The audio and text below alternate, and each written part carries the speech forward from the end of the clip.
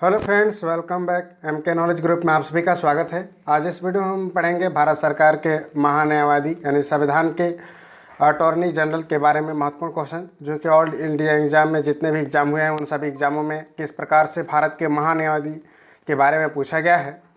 जिससे हम भारत के महान्यायवादी को अंग्रेजी में अटॉर्नी जनरल ऑफ इंडिया के नाम से हम जानते हैं। और इसके उपरांत ST SC OBC के आरक्षण के बारे में हम पढ़ने वाले हैं। लगभग हमारा 40 क्वेश्चन होगा, तो वीडियो का आप अंत तक देखेंगे। इससे 2 से 3 क्वेश्चन आपको आने की संभावना है, क्योंकि महान्यायवादी से हमेशा एक ही क्वेश्चन पूछा जाता है। और ST SC OBC के आरक्षण और उसके क्या प्रावधान हैं, उसके कौन कौन से आयोग हैं, संवैधानिक हैं या संविधानेतर हैं, किस प्रकार का है, इन सभी चीज़ों से भी क्वेश्चन पूछा जाता है। तो इस दृष्टि से काफ़ी महत्वपूर्ण वीडियो होने वाला है, तो आप वीडियो का अंत तक बने रहिएगा। चलिए हम टेस्ट को शुरू करते हैं। पहला हमारा क्वेश्चन है कि भारत सरकार का प्रथम विधि अधिकारी कौन होता है। आपके पास 4 ऑप्शन दिए गए हैं। संघीय विधि मंत्री, भारत का महान्यायवादी, विधि सचिव और भारत का मुख्य न्यायाधीश। तो भारत सरकार का प्रथम विधि अधिकारी कौन होता है, इसका राइट ऑप्शन बी नंबर होगा। ऑप्शन बी अर्थात भारत का महान्यायवादी भारत का प्रथम विधि अधिकारी होता है, जिसके नाम से हम इसे जानते हैं। चलिए नेक्स्ट क्वेश्चन की ओर बढ़ रहे हैं। नेक्स्ट हमारा क्वेश्चन है भारत के अटॉर्नी जनरल, जिसे हम महान्यायवादी कहते हैं, की नियुक्ति कौन करता है। तो यह भी कई बार क्वेश्चन रिपीट क्वेश्चन है और इसलिए इसे हमने समय किया है। और मंडी इंस्पेक्टर और भी आगामी एग्जाम CGPSC में जहाँ भी संविधान के बारे में पूछा जाता है, उन सभी में ST SC OBC के क्या संबंध उपबंध में तथा महान्यायवादी के बारे में जरूर पूछा जाता है। तो उन सभी क्वेश्चनों को भी इसमें हमने समावेश किया है जो संभावित हो सकते हैं तथा प्रीवियस ईयर्स में पूछे गए हैं। तो इसी कड़ी में दूसरा क्वेश्चन है भारत के अटॉर्नी जनरल ऑफ इंडिया, जिससे हम महान्यायवादी की नियुक्ति कौन करता है। तो सभी लोग जानते हैं इसका राइट आंसर हो जाएगा C नंबर, यानी कि भारत का राष्ट्रपति होता है, जिसके द्वारा यह प्रसाद पर्यंत पद को धारण करता है अटॉर्नी जनरल ऑफ इंडिया, जिसे हम महान्यायवादी कहते हैं। इसका राइट ऑप्शन क्या हो जाएगा, C ऑप्शन सही होगा, यानी कि भारत का राष्ट्रपति। नेक्स्ट क्वेश्चन है भारत सरकार को कानूनी विषयों पर परामर्श कौन देता है। तो सभी लोग जानते होंगे कि अटॉर्नी जनरल ऑफ इंडिया महान्यायवादी होता है, जो भारत सरकार को कानूनी विषयों पर परामर्श देने का कार्य करता है। और उसकी नियुक्ति इसीलिए की जाती है कि सरकार को यदि किसी भी कानून के बारे में कुछ परामर्श करने की ज़रूरत हो, किसी भी कानून को समझना चाहता हो, तो उसे अटॉर्नी जनरल ऑफ इंडिया के द्वारा उसे परामर्श करेगा और यह जानने की कोशिश करेगा कि इस विषय में कानून क्या कहता है, संविधान क्या कहता है, या संविधान में क्या इसके रूल और नियम बनाए गए हैं। तो इसके लिए अटॉर्नी जनरल ऑफ इंडिया का नियुक्ति किया जाता है राष्ट्रपति के द्वारा। अभी तक हमने पढ़ लिया है। नेक्स्ट क्वेश्चन है भारत सरकार का मुख्य विधि परामर्श दाता है, वह इसमें आप छांटना है कौन सा है। सॉलिसिटर जनरल ऑफ इंडिया है, या उच्चतम न्यायालय का मुख्य न्यायाधीश है, या सचिव वित्त मंत्रालय है, या अटॉर्नी जनरल ऑफ इंडिया है। तो इसमें पूछा गया है कि भारत सरकार का मुख्य विधि परामर्शदाता कौन होता है। फिर वही क्वेश्चन को रिपीट किया गया है। कई प्रकार से पैटर्न या एनालिसिस करके क्वेश्चन को पूछा जाता है, जैसे कि इसका राइट आंसर हो जाएगा अटॉर्नी जनरल ऑफ इंडिया। तो भारत सरकार का मुख्य विधि परामर्शदाता का नाम भी पूछेगा, तो अटॉर्नी जनरल ऑफ इंडिया का आपका नाम लेना है। इसका ऑप्शन डी राइट आंसर होगा। नेक्स्ट हमारा क्वेश्चन है कि निम्नलिखित में वह व्यक्ति कौन है जो संसद सदस्य नहीं होता है, ठीक है, लेकिन जिसे संसद को संबोधित करने का अधिकार है। तो सभी लोग जानते होंगे 4 ऑप्शन आपके पास दिए गए हैं। इसका ऑप्शन राइट A नंबर होगा। भारत का जो है महान्यायवादी, जिसे हम अटॉर्नी जनरल के नाम से जानते हैं, वह एक ऐसा व्यक्ति है जो संसद सदस्य नहीं होते हुए भी संसद को संबोधित करने का अधिकार रखता है, और वह संसद में क्या कर सकता है, बैठ सकता है, भाग ले सकता है। तो इस प्रकार के महत्वपूर्ण उसके अधिकार दिए गए हैं। तो इसका ऑप्शन आपका राइट आंसर क्या होगा, केवल भारत का अटॉर्नी जनरल है जो कि संसद में बोल सकता है, बैठ सकता है। नेक्स्ट क्वेश्चन है कि संसद के प्रत्येक सदन की कार्यवाही में संसद का सदस्य न होते हुए भी कौन भाग ले सकता है। तो इसका ऑप्शन भी राइट आंसर होगा महान्यायवादी। ऑप्शन C इसका राइट आंसर है। महान्यायवादी जो वह व्यक्ति है जो प्रत्येक सदन की कार्यवाही में क्या ले सकता है, संसद का सदस्य नहीं होते हुए भी वह भाग ले सकता है। इसका अधिकार संविधान में उल्लेख किया गया है। नेक्स्ट क्वेश्चन है कि निम्नलिखित में कौन लोकसभा की कार्यवाहियों में भाग ले सकता है किंतु मतदान नहीं कर सकता है। इसका ऑप्शन भी अटॉर्नी जनरल ऑफ इंडिया होगा। आज हमने इसमें अटॉर्नी जनरल ऑफ इंडिया के महत्वपूर्ण क्वेश्चनों और उसके पैटर्न किस प्रकार से एग्जाम में पूछा जाता है, तो इस प्रकार से पैटर्न का एनालिसिस भी हम कर रहे हैं। कई प्रकार की चीज़ें को घुमा कर पूछा जाता है।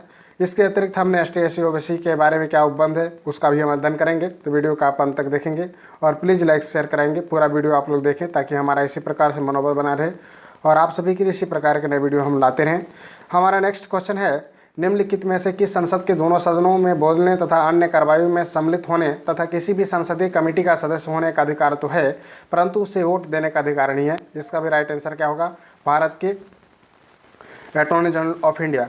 इन सभी क्वेश्चनों के यदि आप जोड़ दें तो मेंस में भी इस प्रकार की चीज़ें ले सकते हैं कि कई बार एग्जाम में पूछा गया है कि भारत के अटॉर्नी जनरल ऑफ इंडिया के नाम बताइए, तो आप शुरू से शुरू करिए कि अटॉर्नी जनरल इंडिया का भारत के कौन सा बताया गया है, कौन सा अनुच्छेद में है, इसके बाद कौन उसे नियुक्त करता है, उसके क्या कार्य हो सकते हैं, कहाँ पर भाग ले सकता है, क्या बोल सकता है, क्या परामर्श देता है, क्या है, इस प्रकार की चीज़ें आप तो इस प्रकार से लिख सकते हैं कि संसद के दोनों सदनों में तो भाग ले सकता है, उनकी कार्रवाइयों में सम्मिलित हो सकता है, किंतु किसी भी संसदीय कमेटी का सदस्य होने का अधिकार तो है परंतु वोट देने का अधिकार नहीं होता है भारत के अटॉर्नी जनरल ऑफ इंडिया का। तो इस प्रकार से समझते हुए किसी भी कॉन्सेप्ट को यदि आप याद करते हैं तो लंबे समय तक आपको स्मरण रहता है।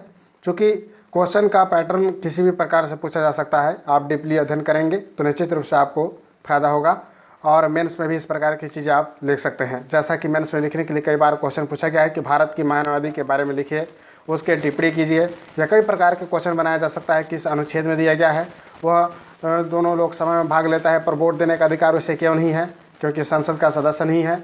चूँकि इसका संविधान में इस प्रकार के अधिकार दिए गए हैं इसलिए वह भाग क्यों ले सकता है। तो इन सभी चीज़ों को भी आप अध्ययन करेंगे तो निश्चित रूप से अच्छा परिणाम मिलेगा। नेक्स्ट हमारा क्वेश्चन है, क्या भारत का महान्यायाधीश संसद के किसी भी सदन या उनकी समिति के बैठक में अपना वक्तव्य रख सकता है?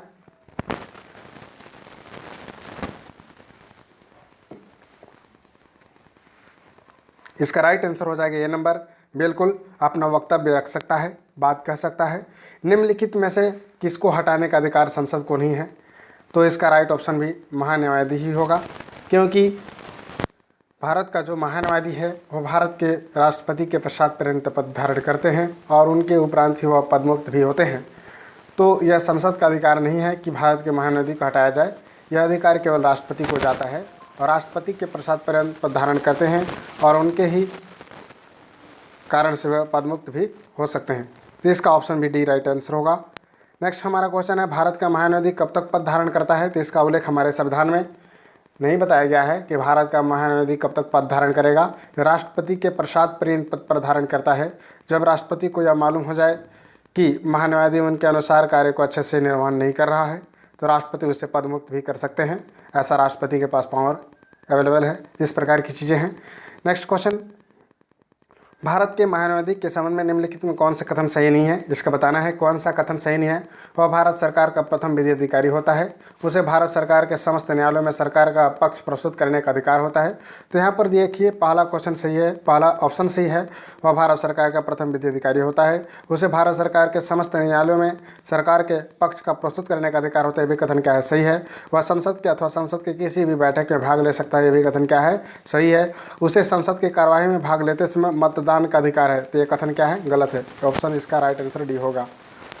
नेक्स्ट क्वेश्चन है, भारत के महान्यायाधीश के विषय में निम्नलिखित कथनों पर विचार करेंगे। वह भारत के राष्ट्रपति द्वारा नियुक्त किया जाता है, उसे वही योग्यताएं होनी चाहिए जो सर्वोच्च न्यायालय के न्यायाधीश की होती है। तो ऑप्शन ए इसका राइट आंसर हो जाएगा।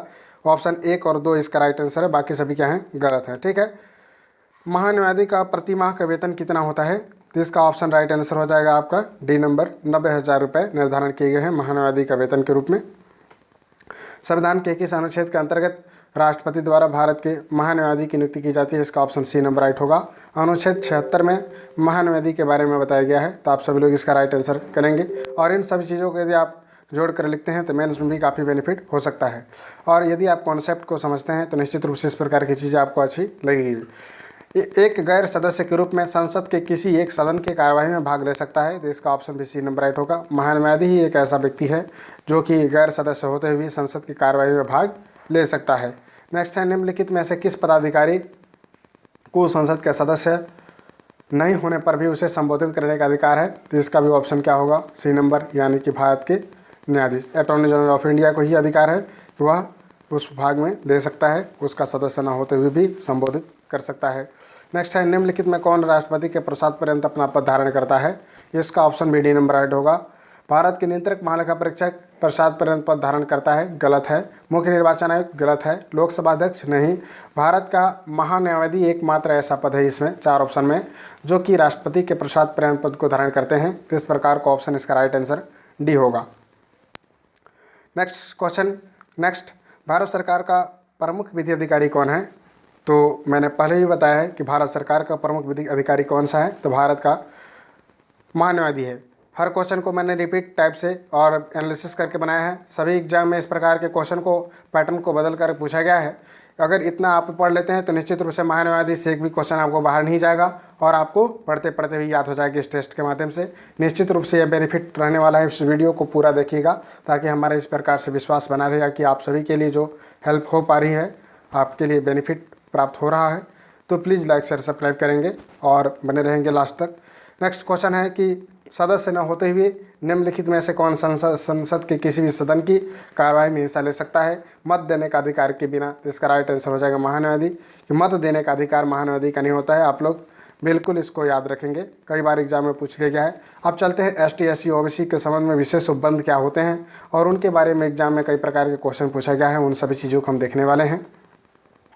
तो इस कड़ी में पहला क्वेश्चन है कि संविधान में अनुसूचित जाति और अनुसूचित जनजाति को क्या परिभाषित किया गया है?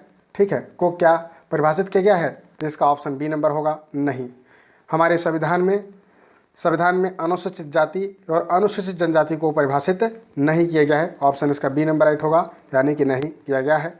नेक्स्ट क्वेश्चन है, प्रत्येक राज्य में अनुसूचित जाति और अनुसूचित जनजातियों की सूची को कौन तैयार करता है? इसका ऑप्शन सी नंबर राइट होगा।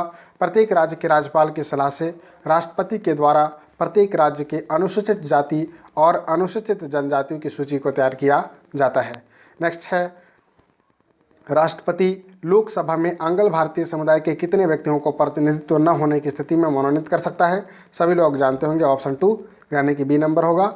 नेक्स्ट क्वेश्चन है, राज्यपाल विधानसभा में आंग्ल भारतीय समुदाय में कितने व्यक्ति को प्रतिनिधित्व न होने की दशा में मनोनीत कर सकता है?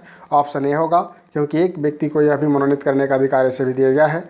नेक्स्ट हम बात करते हैं, भारतीय संविधान में अल्पसंख्यकों को मान्यता किस आधार पर दिया जाता है? इसका option right answer D number होगा। कुल जनसंख्या के साथ उस वर्ग की जनसंख्या के अनुपात के आधार पर ही अल्पसंख्यक वर्गों को मान्यता दिया जाता है। तो ये भी आप इस प्रकार की चीज़ें भी याद रखेंगे, क्योंकि मेंस में भी लिख सकते हैं सभी चीज़ों को जोड़कर। नेक्स्ट हम बात करते हैं, पिछड़ा वर्ग आयोग का गठन कौन करता है? सभी लोग जानते होंगे, इसका राष्ट्रपति के द्वारा गठन किया जाता है पिछड़ा वर्ग आयोग का। नेक्स्ट क्वेश्चन है, अब तक कितने पिछड़ा वर्ग आयोग का गठन किया जा चुका है? अब तक लगभग दो। ठीक है, इसका राइट आंसर आप याद रखेंगे 2। ठीक है, नेक्स्ट हम बात करेंगे, प्रथम पिछड़ा वर्ग आयोग का गठन कब किया गया था? इसका राइट आंसर हो जाएगा सी नंबर, 1953 को। 1953 को प्रथम पिछड़ा वर्ग आयोग का गठन किया गया था। नेक्स्ट क्वेश्चन है, प्रथम पिछड़ा वर्ग आयोग का अध्यक्ष कौन थे? तो इसका राइट आंसर हो जाएगा आपका सी नंबर, काका कालेलकर। ठीक है,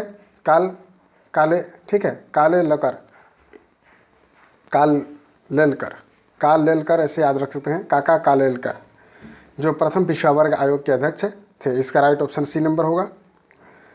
नेक्स्ट क्वेश्चन है कि द्वितीय पिछड़ा वर्ग आयोग का गठन 20 सितंबर 1978 को किसकी अध्यक्षता में किया गया था, जिसकी सिफारिशों को कुछ परिवर्तन के साथ लागू किया गया? इसका राइट आंसर बी नंबर होगा, यानी कि बीपी मंडल के सिफारिश के आधार पर इस प्रकार का किया गया था और द्वितीय पिछड़ा वर्ग आयोग का गठन किया गया। ऑप्शन इसका बी नंबर होगा, बीपी मंडल। नेक्स्ट हम बात करते हैं, मंडल आयोग का संबंध क्या है? इसका ऑप्शन आपका हो जाएगा सी नंबर, यानी कि पिछड़ी जातियों के गठन से है। इसका राइट आंसर क्या होगा? सी नंबर। नेक्स्ट है, मंडल आयोग निम्नलिखित में से किस विषय की जांच की स्थापना की जा सकता है? तो इसका राइट आंसर हो जाएगा, पिछड़ा समुदाय के जांच के लिए स्थापित किया गया था मंडल आयोग का, तो ऑप्शन इसका राइट आंसर ए नंबर होगा। नेक्स्ट है, मंडल कमीशन ने पिछड़े वर्ग के लिए कितना प्रतिशत आरक्षण रखा है? तो पिछड़े वर्गों को 27% आरक्षण दिया जाता है।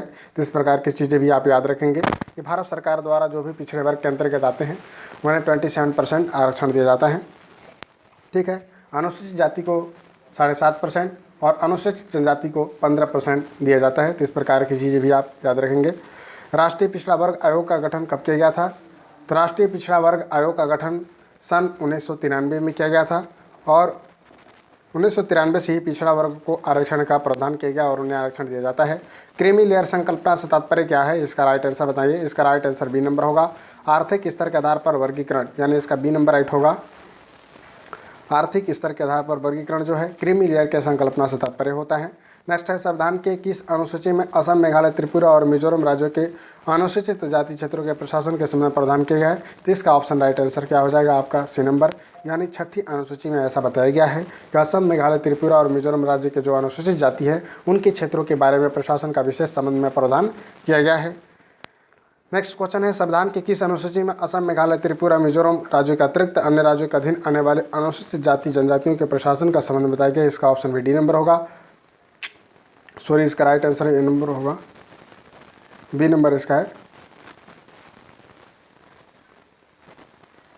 अतिरिक्त। अच्छा ठीक है, इसका राइट आंसर बी ए नंबर होगा, यानी 5वीं अनुसूची में बताया गया है असम, मेघालय और त्रिपुरा, मिजोरम का जो उपबंध है वह 6ठी अनुसूची में है और इसके अतिरिक्त की बात कर रहा है जो कि अन्य राज्यों के अधीन आने वाले अनुसूचित जातियों और जनजाति क्षेत्रों के प्रशासन के संबंध में जो बात की गई है वह 5वीं अनुसूची में बताया गया है।